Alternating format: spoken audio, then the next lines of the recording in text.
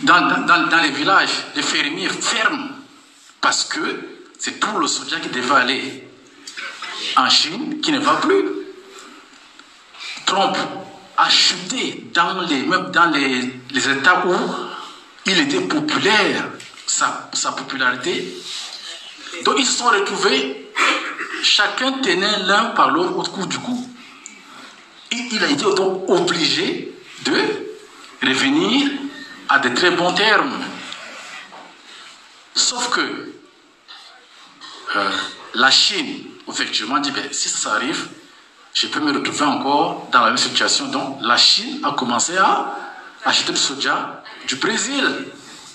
Bon, ils n'en achetaient jamais, ils ont augmenté les importations du Brésil.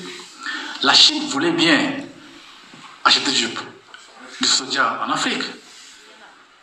Mais l'Afrique, je vais vous dire, et ça c'est ce qui me dépasse en ce qui concerne les politiques agricoles, les organismes ONG, s'il y a une denrée qui est carrément denrée complète aujourd'hui, c'est le soja.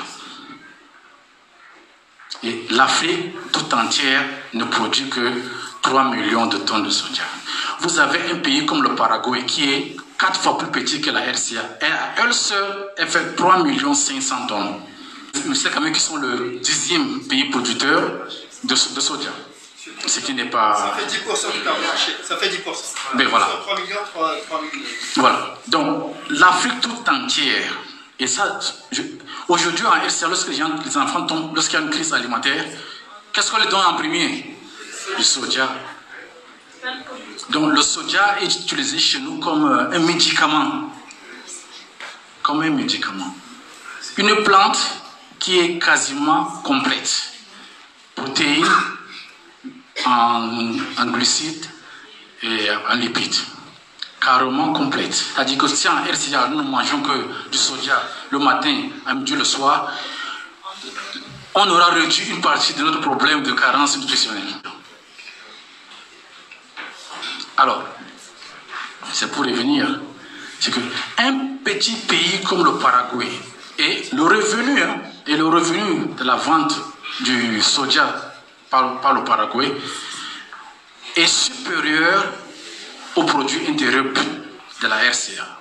Rien que le soja qu'elles font.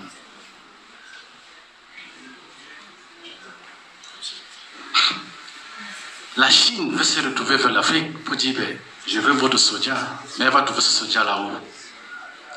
Où? Et vous savez ce qui s'est passé cet été? Pour vous indiquer l'orientation de la pression qui vient, qui a pris la tête de la FAO cette année? Qui a pris? C'est la Chine. Mais qui ont voté pour que la Chine puisse gagner ce vote?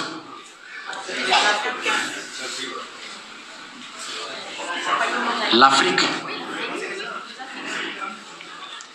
C'est l'Afrique qui a donné le vote à la Chine. Et vous savez ce que la Chine a promis pour l'Afrique si on le votait? Annulation des dettes. Annulation des dettes. Et c'est pas pour rien. Hein? Allez voir, allez chercher le journal Le Monde qui en a parlé sur effectivement l'élection. Les chiffres, ça vous donne... et ça nous indique pourquoi effectivement la Chine a voulu prendre la tête de la FAO. Pourquoi est-ce que la Chine a déroulé le tapis rouge à l'Afrique?